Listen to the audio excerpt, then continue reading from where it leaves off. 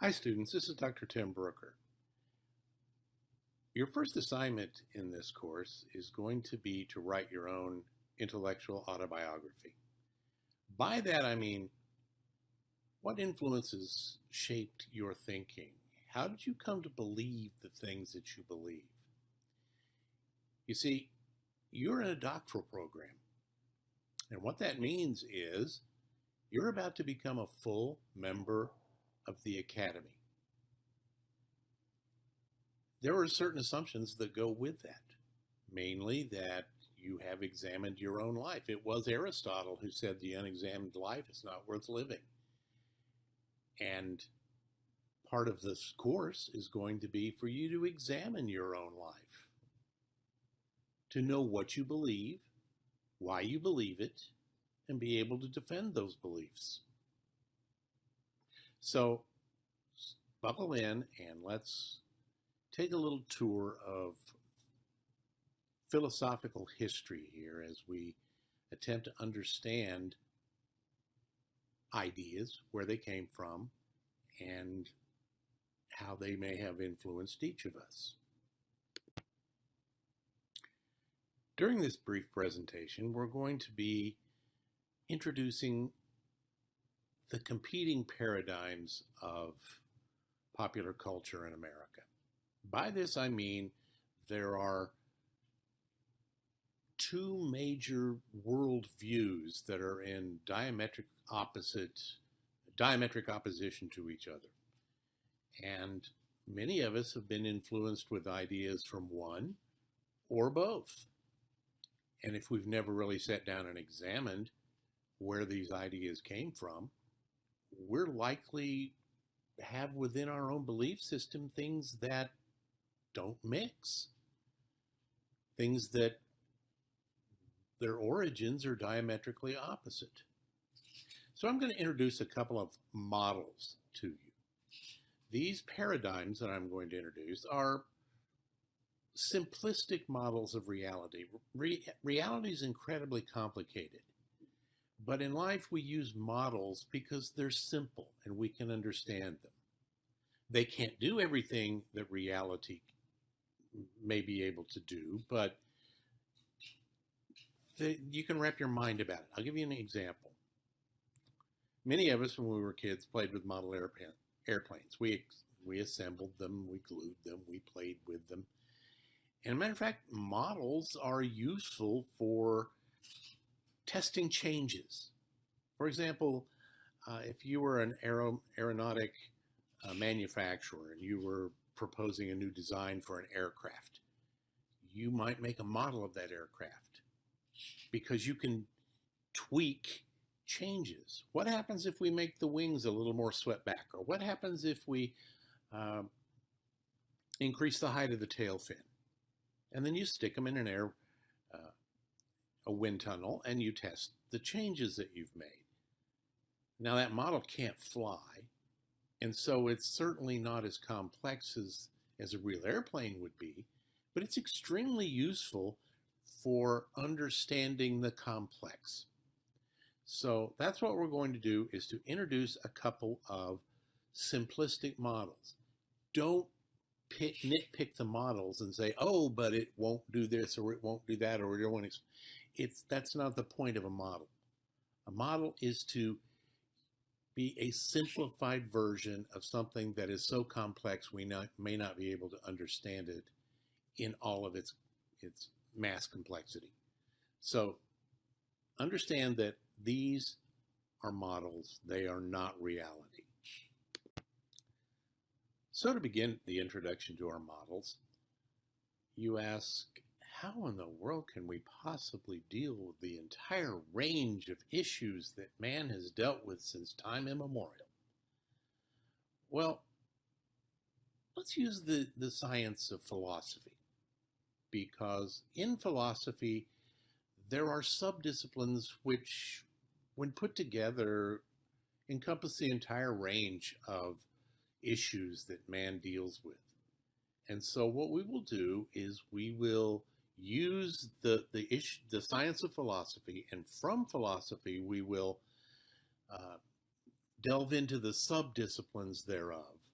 because collectively they pretty much encompass the discussion of about everything that man deals with.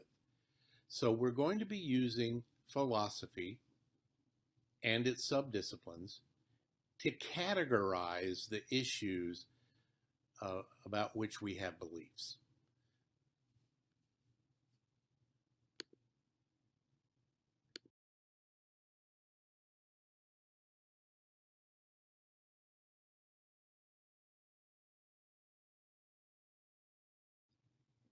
Let's begin now with a little tour of these subdisciplines as you get a review of things that undoubtedly you've heard over the course of your academic career. Your doctoral students, you will have run across these. You've bound to have had a philosophy course at some time or another. So much of this will be a review. So forgive me for that, but I think we'll all benefit from being on the same page. The first of these subdisciplines that we want to talk about is something called metaphysics. Metaphysics deals with the nature of reality and being. What that means is it's issues about what's real and where did we come from. It's the study of how do we know what is real and how do we get here. Now, metaphysics has its own couple of subdisciplines. The first of those is called ontology. It is the nature of being, the becoming, existence, or reality. Also groupings within reality. I'm just going to go over the definitions of these disciplines at this point. We'll get into more detail later. The second subdiscipline is called cosmology. It's the study of origins and the eventual fate of the universe. You want, well, what does this have to do with running a mental health program? I think you're going to see as we move on. So that's metaphysics.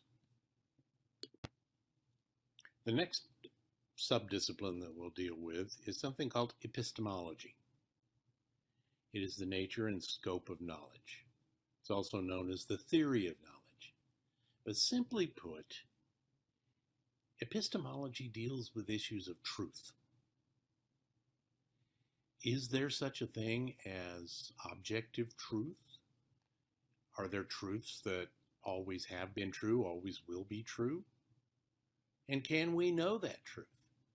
Is there something that is true that is objective that we can look at that and go, yeah, that's true?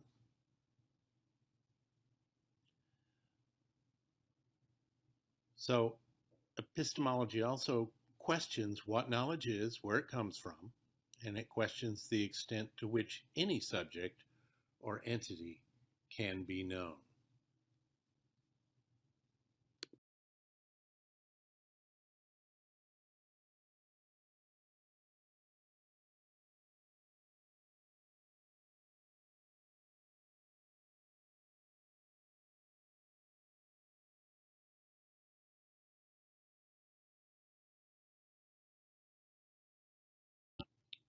The third subdiscipline is actually incredibly important.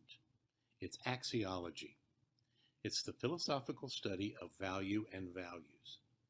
In other words, why are some things valuable and other things aren't particularly valuable? And what makes people valuable? Why do any of us really matter? So these are fundamental questions for somebody who's going into the human services field. Why is it that people are worthy of your attention and effort? Why are they valuable? And you may never have sat down and figured out why it is that we value people, but it's crucially important. The fourth subdiscipline is ethics. Now, I know we've all talked about, oh, gee, is this ethical to do a certain course of action? Ethics investigates the concepts of right and good in individual and social conduct. So in this subdiscipline of philosophy, we're talking about what are the issues of right conduct. How do we know we're doing the right thing?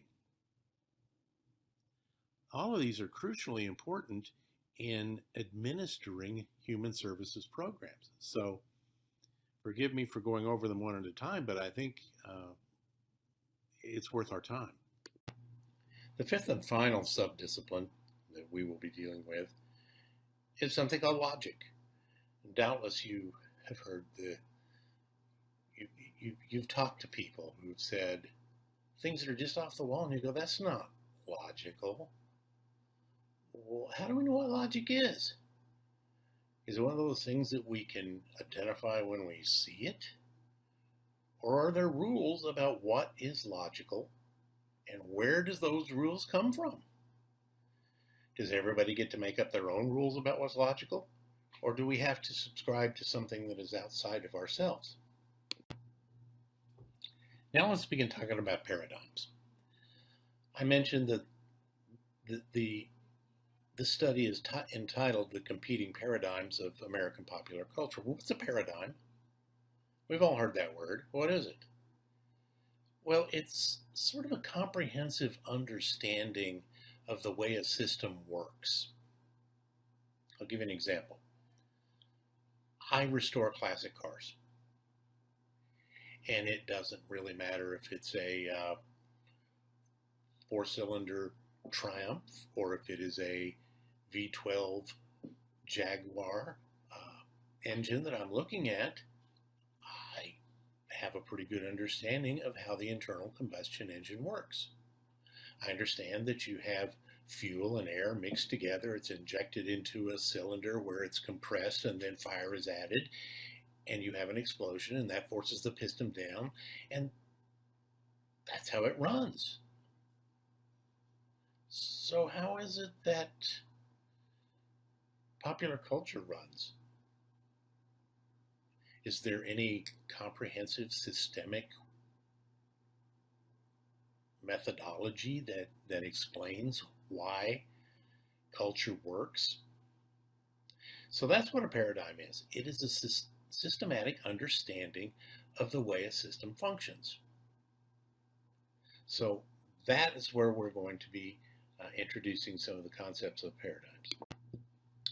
As I record this presentation, we have just come through the 2020 presidential elections.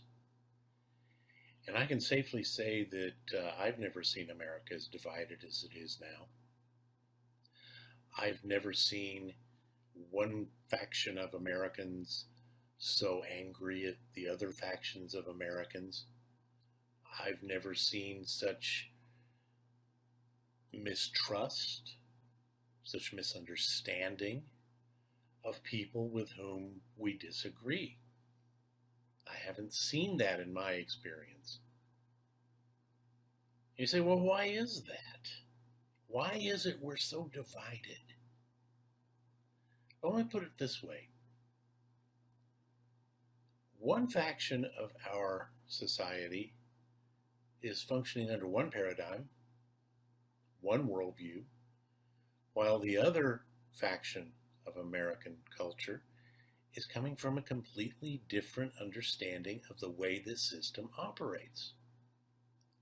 And if you're operating in one paradigm, it's very difficult to comprehend the way that others see reality, as others see what's happening.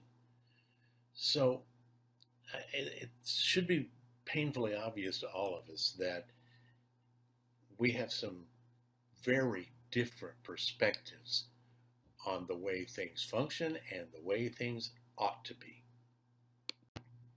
These radically different worldviews have been around for a long, long time now. And I guess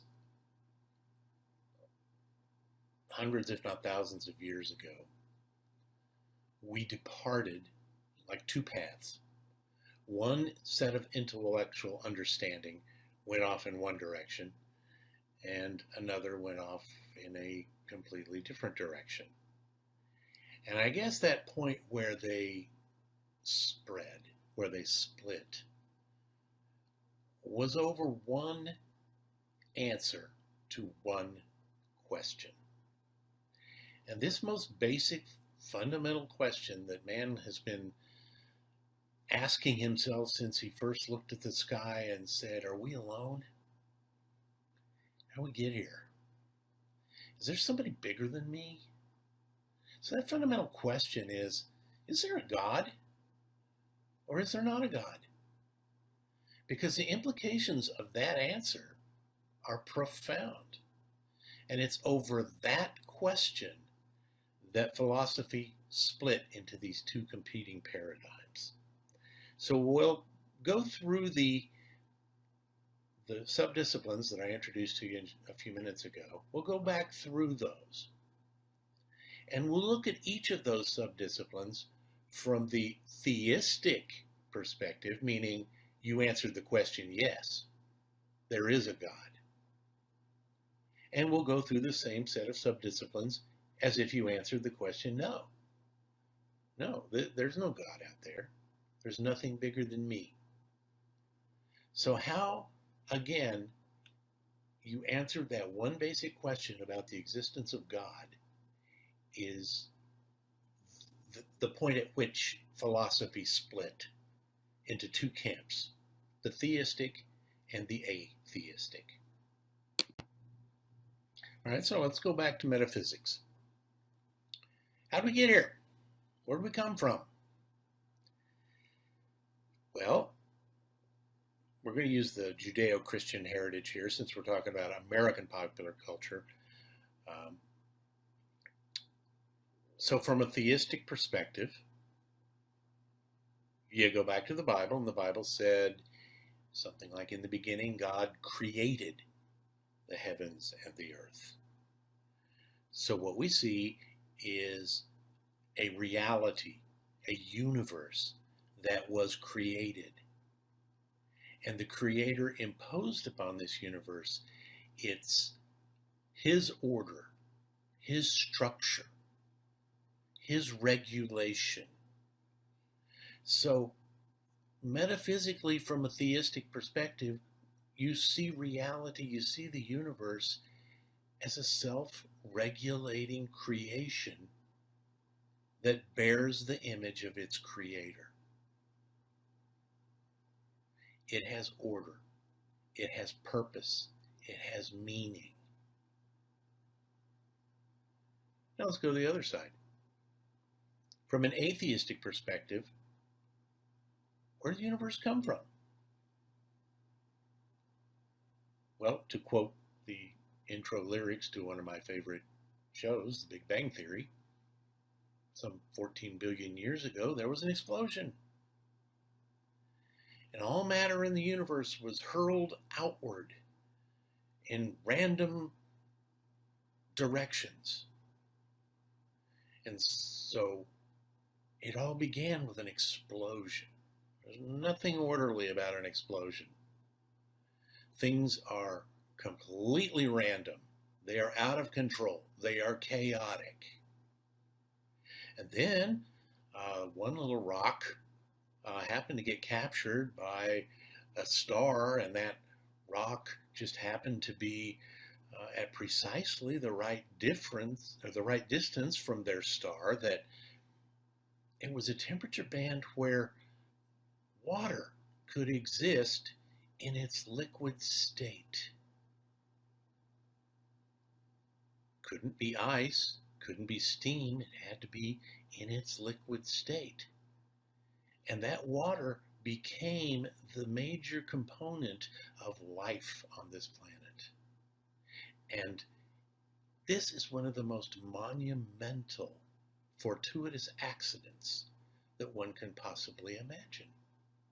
That out of an explosion could come man and this planet. It was totally random. It's totally accidental. And the odds of us existing on this little rock right now are so infinitesimally large, or I mean so magnificently large, I guess, as to be truly a miracle. Except we don't believe in miracles because we're atheists. So life, the universe, is the product of chaos. It is completely random. Our existence is a fortuitous accident. But from a metaphysical standpoint, there's no God, so what we see is what there is. There's no spirit. It's just our physical realm. So you see the difference, that the implications are how you see the universe, how different they are. If you are proceeding from the Judeo-Christian heritage and believe that the universe is created, you look in the night sky and you see the Creator. But yet someone who believes that this is all just a big accident, they look around and shake their heads at the impossibility of our existence.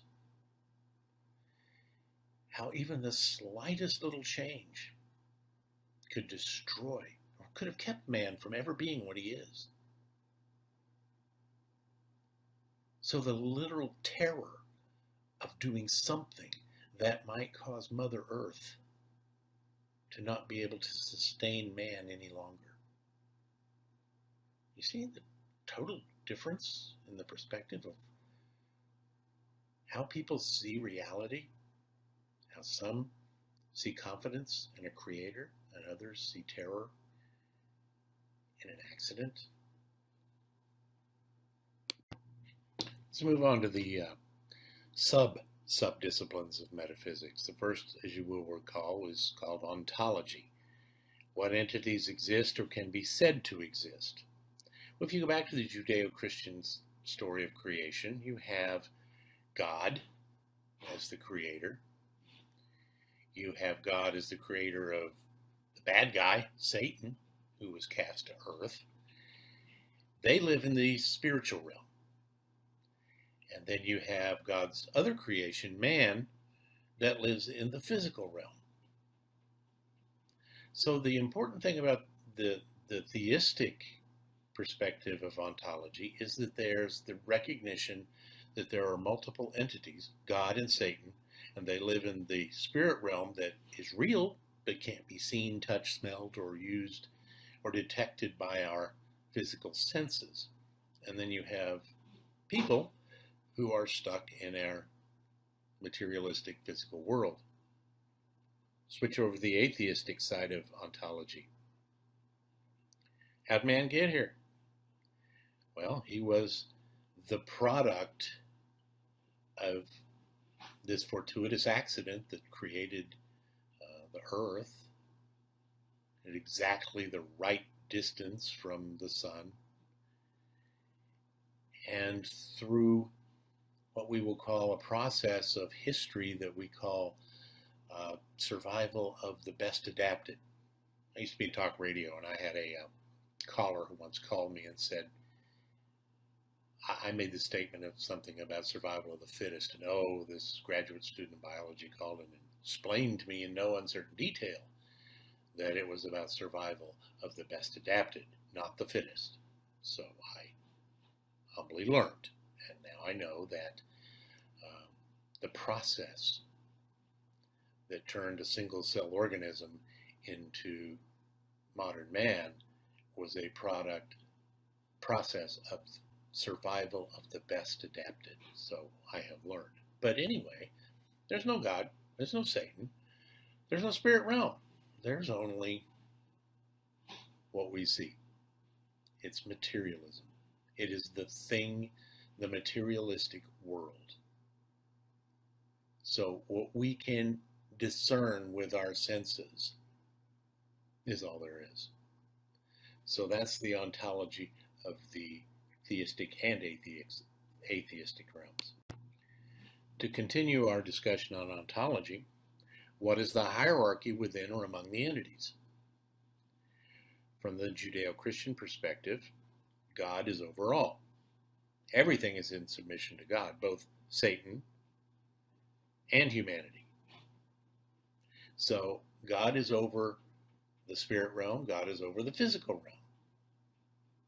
Now, in terms of the hierarchy among men, we're taught that all men are created equal. That's not just scripture, that's the Declaration of Independence. We believe all men are created equal. So, no person is more valuable than another person. So, from that standpoint, the ontology of theism is egalitarian. Humanity is of equal value. Now, let's move over to the atheistic side. Since nature created man, nature is superior to man. Remember, humanity is merely one of many organisms living within Mother Earth. Now, man developed a little more than the others because he had superior adaptive skills, a little more intellect. So man is the top of the heap on Earth. But that's not to say that all human beings are equal.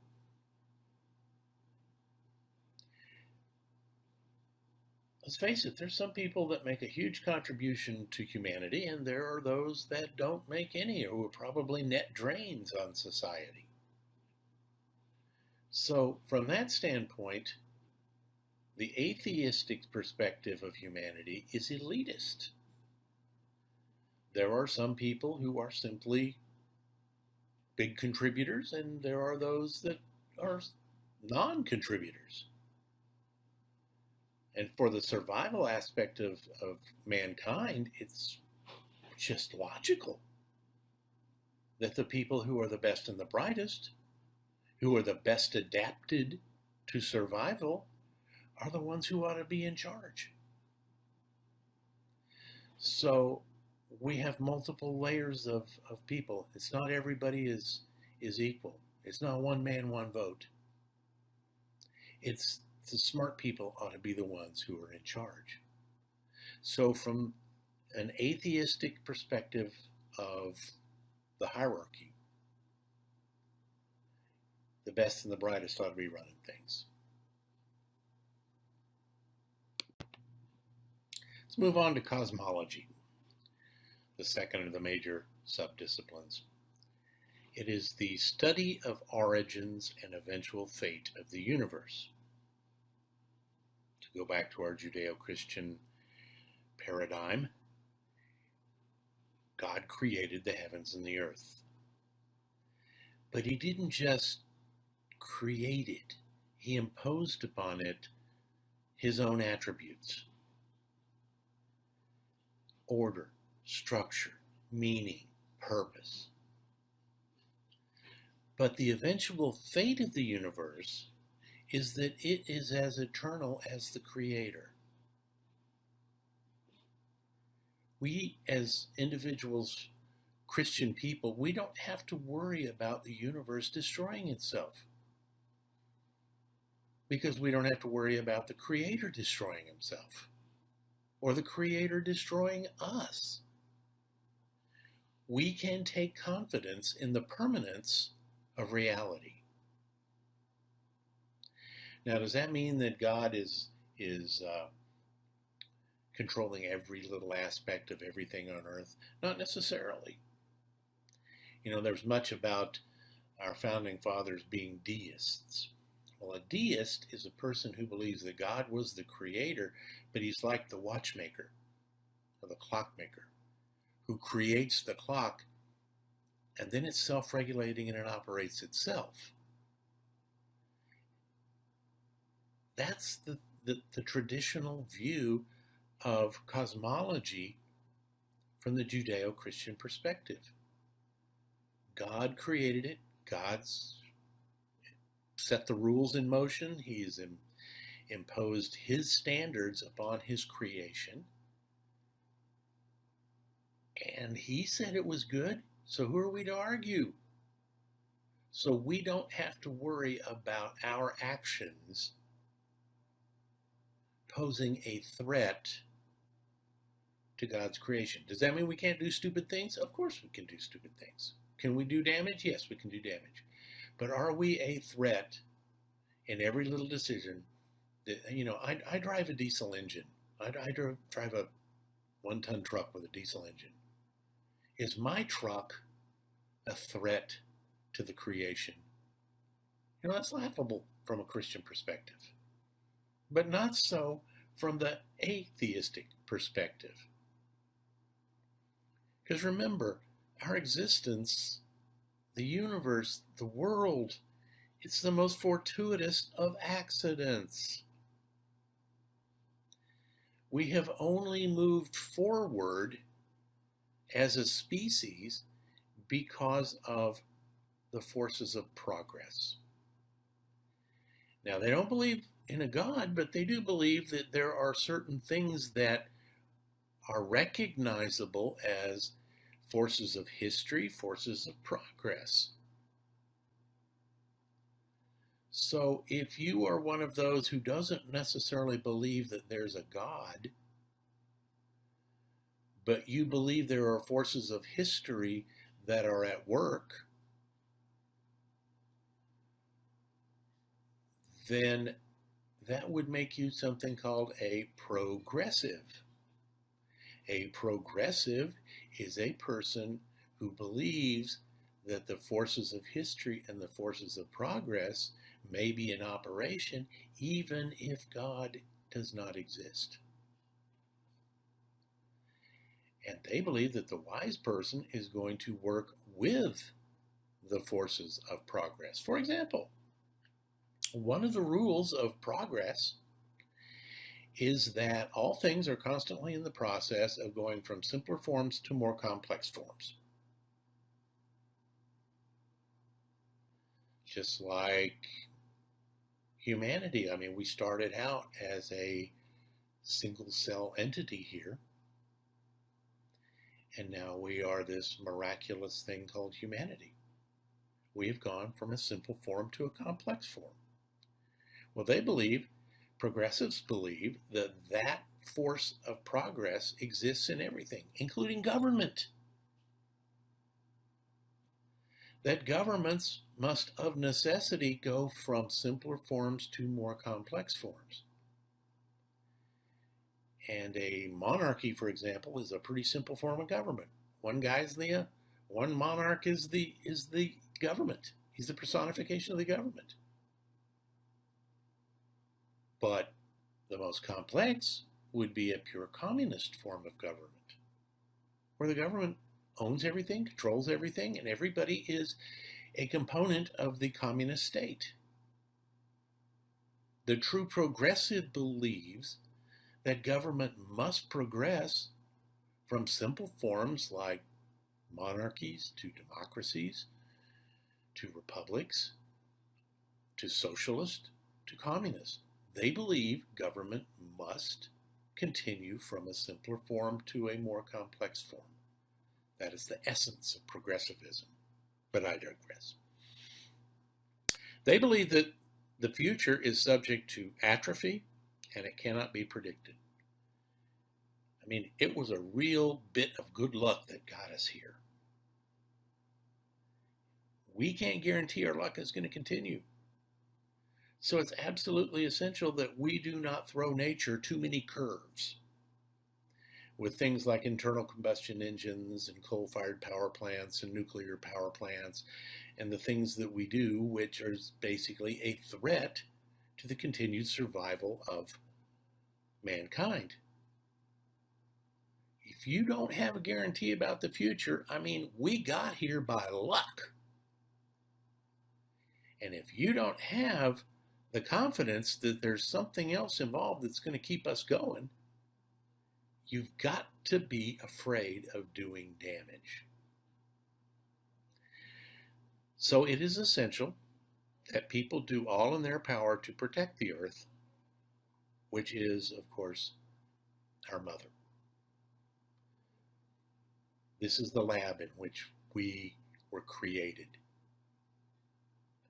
And so we must do all within our power not to throw nature too many curves. The next subdiscipline is a good one. epistemology. It is the study of the nature and the scope of knowledge. Basically, what is truth? And how do we learn what we know? Let's go back to the Judeo-Christian heritage first, the theistic perspective. You know, in my Bible, in red letters, it says, Jesus said, I am the way, the truth, and the life. No man comes to the Father but by me. So Jesus said, I am the personification of truth. Truth is objective. It can be identified, it can be touched, it can be made into something that everybody has to agree on. I kind of learned that not everybody believes that when I went to grad school. I grew up in Northwest Arkansas. My parents were on the faculty at a Christian college, liberal arts college called John Brown University, and it was a great school. I mean, just to brag a little bit, our graduates, my graduating class, all had to take the pre-GRE, and our little liberal arts college in Arkansas had ranked above Harvard and Yale and was ranked in the top 2% in the country in terms of the quality of knowledge of the output of the people that graduated from there. So it was a great school, but it was a bubble. So when I got out of John Brown University, I was privileged to go to a very prestigious graduate school called the Patterson School of Diplomacy and International Commerce at the University of Kentucky. And I was in an international economics course about 3 or 4 weeks into the semester. And one of the professors asked a rhetorical question, calling me to answer it. And I made some statement about something being true. Well, he responded, well, that may be true for you, but that's not true for me. You see, now that just blew my mind, because I grew up in this theistic paradigm where truth is objective. And we would have to all agree, if we sought the truth hard enough, what that truth was. And that's one of the reasons that I have been teaching this paradigms course for a little over 35 years now, is because of the fact that we need to address some of these issues about what is truth.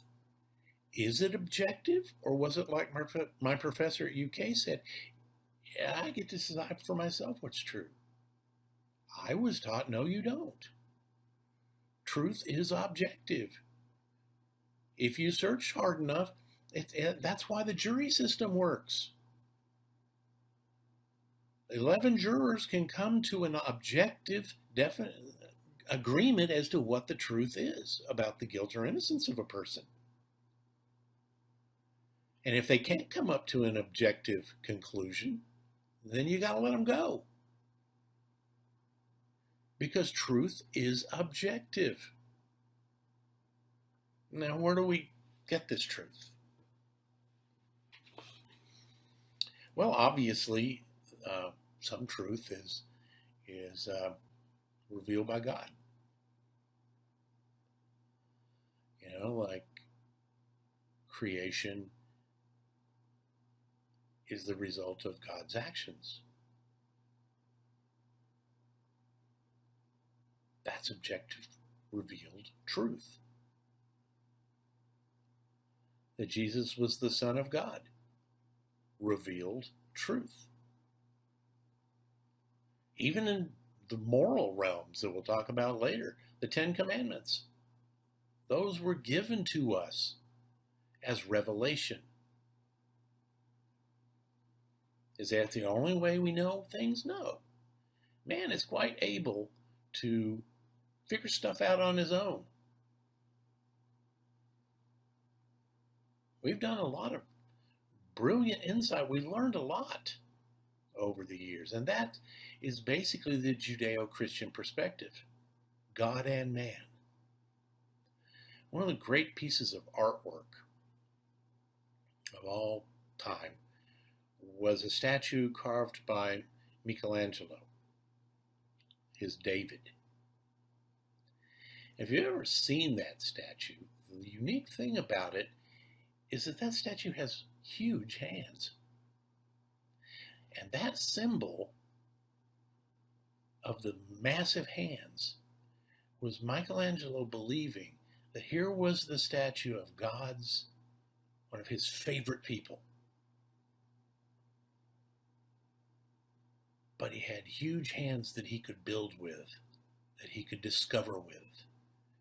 And that is how he saw mankind, like David, with great capacity for a relationship with God, but also great capacity to grow, to learn, to build, to become more than they have ever been before. That's the Judeo-Christian perspective of epistemology.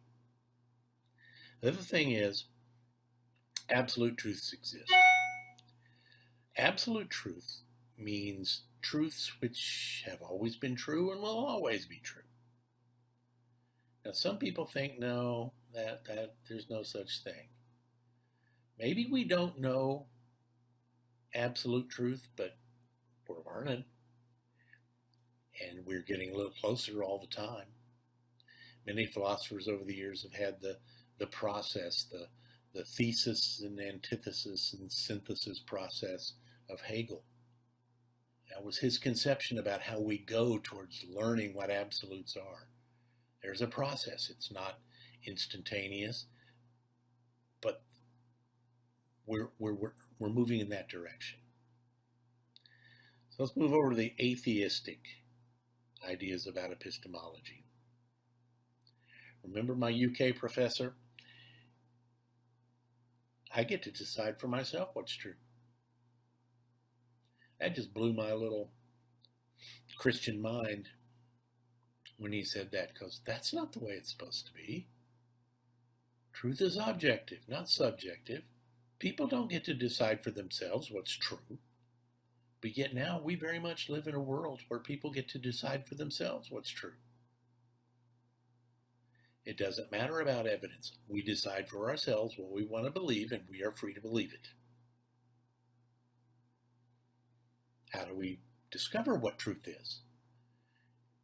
Is there any revelation from God? No. There's no revelation. It's discovered through science. Science is how we learn and grow. That scientific method, the objective study of reality, that one, through the scientific method. And they don't believe that there's any absolute truths. Nothing is always true. Everything is subject to change.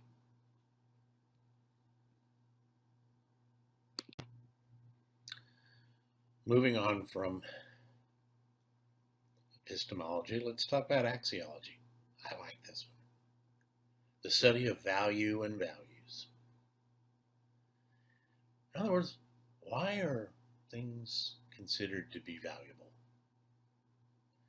I've been teaching undergraduates for 37, 38 years, and I've seen a lot of young ladies come through my classes with big sparkly rocks on their third finger of their left hands. And those sparkly rocks are incredibly valuable. Especially if you are on the receiving end of one of those sparkly rocks. Why do we value the things that we value? Why do we make things so important? Well, let's talk a little bit about that. From the Judeo-Christian perspective, why are you valuable? What gives you value? Well, according to Scripture, every person is valuable because God the Creator imparts to that individual limitless value. We're valuable because God says we are valuable. No person gets more than anybody else. It's all the same. It's all infinite. And that value is imparted to us externally.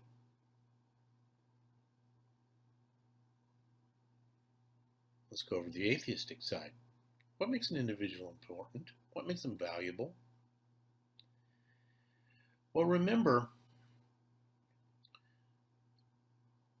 it's not about individual people. It's about the good of mankind. It's about the whole. It's about the collective. People are important because of the contribution they make to the collective. Now, as you can probably tell, I'm an old guy now. But I remember in the 70s, there was a group called Pink Floyd. And Pink Floyd had a song, it was probably their top song of all time, called The Wall. And the main line of that song is, all we are is another brick in the wall. You see, what that wall symbolized was humanity. And each of us is a brick that makes up the collective. On our own, a brick has no significance, but it's only when we are bonded together with many other bricks that we create something firm and strong and substantial and maybe eternal. So we only have value from the atheistic perspective as we contribute to the wall. Some people are big bricks. Other people may actually be a hole in the wall. Your function, your value as an individual is irrelevant. It's only the contribution you make to the collective that gives you value. So let me give you some hypotheticals. What value does a 95-year-old person who has all kinds of health problems and it's costing tens of thousands of dollars a day to keep him alive? What contribution can that person make to the collective? Well, obviously, none. Obviously, their productive days, their contributing days are long gone. So their value is negative. They have no positive value. One of the governors of Colorado just made a statement a few years ago when asked about why is it that the average American can expect to spend like 95% of their lifetime health care expenses in the last 6 months of their lives. And his comment was, well, people just need to go ahead and die and not be selfish. And not spend all of that health care money just to keep them alive when they've already lived past their productive years. So the value of a sick old person is negative. They don't make a contribution to the wall anymore. Conversely, and this might seem a little controversial here, but I'm going to say it anyway, what value does an unwanted baby have? An unexpected pregnancy? A child that would be brought into this world at the wrong time and cause great distress for the parent. What value do they have? Well, obviously nothing. So, from this atheistic paradigm, it's perfectly all right to terminate the pregnancy. Now, there's no condemnation if any of you out there are listening have had an abortion. That's not my point here. It's how do you define value? And if you're an unwanted child, at that point, you really have no value. So these are fundamental questions. Now, you're in a doctoral program where you're going to be administering mental health programs. Why are people valuable? Is it simply a estimation of the contribution that this person could make if they were restored to functioning and worked productively for the rest of their lives? Is that what it's about? Is that why we have mental health programs?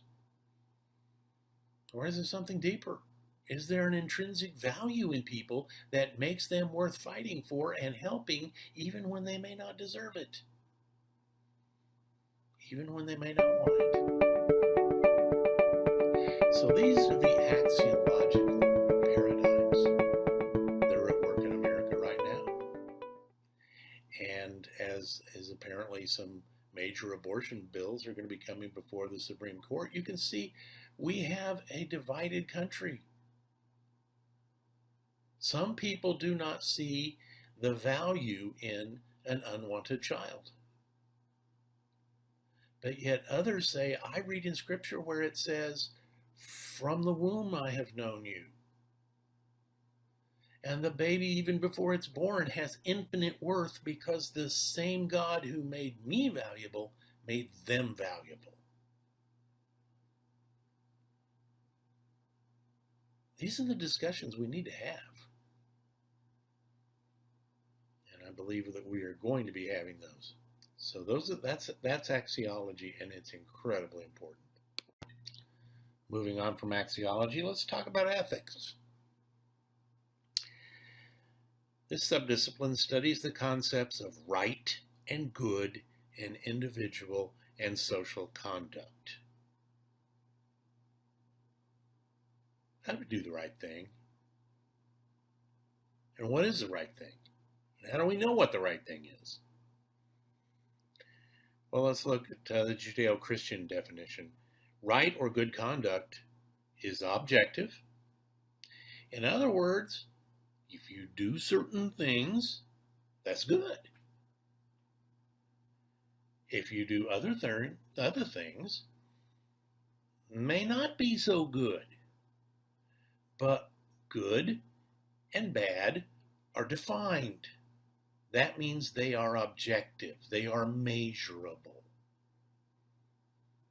And they're measurable because God, to no small degree, told us what right conduct was. He gave us those 10 suggestions. Those 10 commandments about don't do these things. There's some things that are just wrong. Don't lie. Don't steal. Don't covet your neighbor's property or wife. So we have objective standards of acceptable behavior. And it doesn't really matter if you like it or not. They were gifts, if you will. Some of these things, like the 10 Commandments, I like to use the analogy of when you buy a new car, in the glove compartment, you're going to find a new owner's manual. And in that manual, the creators of that car are going to tell you, this is what you should do, and here are things that you really should not do. You should change the oil at these intervals. And you should not do other certain things. If this light is on, you should not drive it. Now, does that mean that they are angry with you? Or they're trying to control your life? No, it simply means that they know more about your vehicle than you do because they made it. Well, some of the things in the Old Testament and some of the instructions were like the owner's manual. It was like the Creator saying, you don't really understand everything about you. There are some things you really should not do, and so don't do this. And there are some other things that you should do, So do these things. It's more like an owner's manual, but they are objective standard of ethical behavior from the Judeo-Christian perspective. Now let's go to atheism. What is right conduct when you take God out of the equation? Well, right conduct is any behavior that promotes survival. So if lying or stealing or any such thing promotes survival, then it's good. So lying can actually be a virtue if the situation warrants it. I think it's the end of the book of Judges in the Old Testament that ends with, and each man did that which was right in his own eyes. That's subjective conduct, where each person gets to decide what is right for them, and they get to do it. And nobody should judge anybody else, because that's just wrong. Judging is wrong. So right conduct is purely subjective these days. From the atheistic perspective, it's subjective. You get to decide for yourself what right conduct is. And nobody gets to judge you, because judging is wrong. So we've all heard of situational ethics, and this is where that term comes from. What right conduct is purely a function of the ethics of that's required in a particular situation. So there are no objective standards of objective behavior anymore. Everything is situational. Everything is subjective. So let's go to the final subdiscipline, logic. By definition, the study of principles of correct reasoning. From a theistic perspective, let's go back. We are created creatures from this perspective, and we are made in the image and likeness of God. And part of that image is that he imparts to us the thought patterns of the Creator. We are logical from the Judeo-Christian perspective when we reflect the thought patterns of our Creator.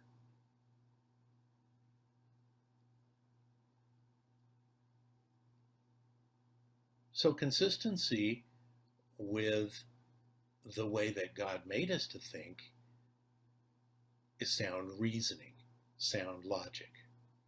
Now let's go back to the other side, because that's where it gets dicey. Logic, again, is situational. Even as ethics were situational, logic is situational. Correct reasoning promotes survival of the individual and the species. I'll give you an example. We are currently living through this COVID-19 pandemic thing. And we're all told that if we wear masks, we can stop the spread of the virus. Okay, let's think about this for a minute. Scientifically, and this is my favorite analogy, trying to stop a virus with a cloth mask is very much akin to trying to keep out mosquitoes with a chain link fence. The pores in that mask are so massive compared to the tiny, minuscule little virus that it can't stop anything. But yet, we're told we're doing a good and righteous and valuable thing by wearing masks when there is not a single study that shows it helps. And as a matter of fact, even as I'm recording this, many of the states that were most stringent about requiring masks are the one with the worst second wave. If they were so great, why did it not stop the second wave? So logic is situational when you get into the secular paradigm. So logically, we have two sets of standards. And some of these standards that go along with the more or less affective support for certain behaviors, it's driving the other holders of the other paradigm crazy because it just is illogical from their standpoint. We're doing illogical things because it makes us feel good. So when it comes to logic, the theistic versus the atheistic is pretty stark. The contrast is.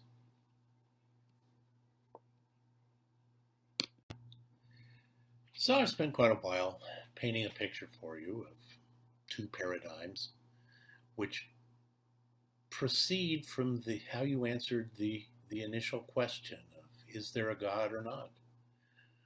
If you answered yes, you followed down a certain philosophical path and you reached a comprehensive worldview or paradigm about life.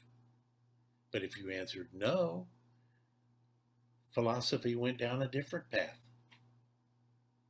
And you end up with different perspectives, different worldviews about the way things really are. So what's the bottom line? We've got these two paradigms. Do they have names? Yeah, I guess they do.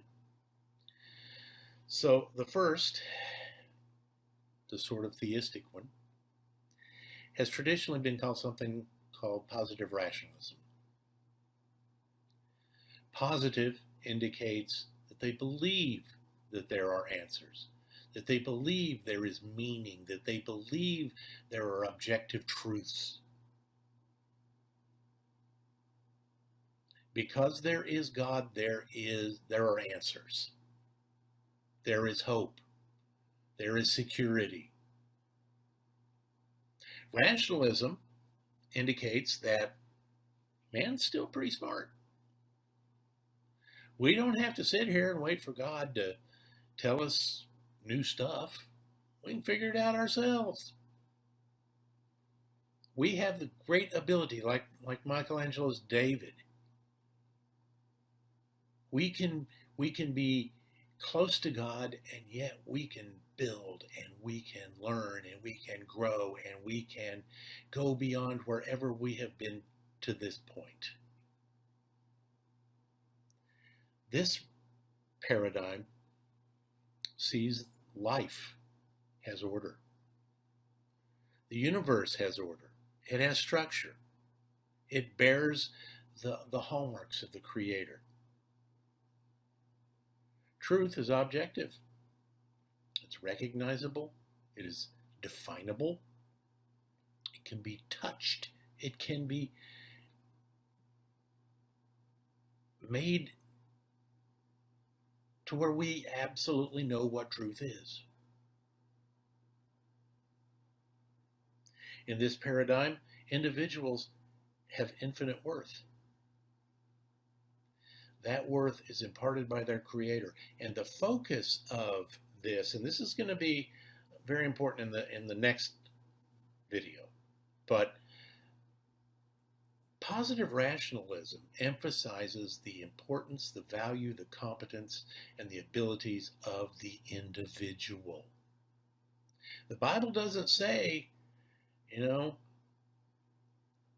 the final judgment, all the men are going to stand over here and all the women are going to stand over here and all the white people are going to have their time. No, we're not groups. We're individuals. God doesn't see color. God doesn't see gender. He sees us for who we are. And that is the fundamental difference between positive rationalism and the other paradigm. Think about this. It begins with the notion that there is no God. Another word for atheism is secular. The perspective in this paradigm has nothing to do with the individual. The individual is only a means to an end. They're just bricks in the wall. It is not the individual that matters. It is humanity that matters. This paradigm is called secular because there's no God, and humanism because of the emphasis on humanity over the individual. They see life as chaotic. They see it as subjective because there is no God. There's no objective standards of anything. Right, wrong, truth, value. Everything is subjective. And individual worth is contingent upon the contribution they make to the whole. So for the last hour or so, I painted a picture of two paradigms. Now, these, again, are models. And you can go, yeah, but, and you can find things that don't exactly fit into the model. I understand that. It's not perfect. Model airplanes can't fly, but they can help you understand things. And that's what the paradigms is intended to do, to help you understand where ideas came from. So here's what I'm going to challenge you to do. After you turn off this presentation, take a little tour of your own value system, of your own belief systems. I am not here to tell you what you should believe. But you are about to become a member of the Academy. One of the less than 1% of the population that have a doctorate. We assume you have examined your own self. Obviously, academics do not all believe the same thing. They shouldn't. But they should know what they believe. They should know what they believe, why they believe it, and they should be able to defend it. But more than that, they should examine their lives for inconsistencies. In your own value system, do you find that you've picked one from column A and one from column B? And you're mixing things that intellectually, morally, and historically just came from opposite perspectives? I guess you can do that. We're all free individuals, and you can mix ideas that really don't mix. Be aware of that. Examine yourself. Reconcile it in your own mind. And come to a conclusion about what it is I believe and why I believe it. And if you can rationalize in your own mind, saying, I know I'm inconsistent, but I'm comfortable with this. Okay. Just understand what it means to be a part of the Academy. That this self-examination is part of the process. You know, one of the real digs against an online doctoral program is that online students often don't get the same mentoring that a traditional doctoral student does, who sits in the office of their professor for hours on end and talk about inane things like we've been talking about today. That's the missing component of an online doctorate. Well, I'm just trying to point out that one of the things that would have happened were you in a traditional doctoral program is you would have discussions like we're having now. where you get the opportunity to say, you know what? I just don't believe that.